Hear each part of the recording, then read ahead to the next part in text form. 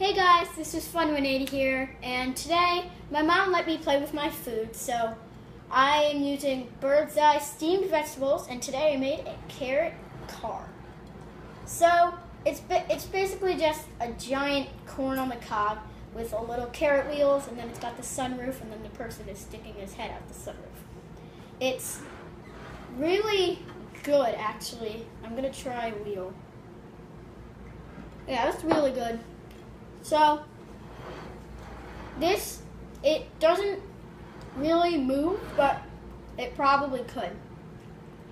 And I bet if it could right now, I wouldn't be able to, it would go out of control, which is why I'm going to end this video now, because I'm not sure if this doesn't drive. So I'm going to end this video now before it goes out of control.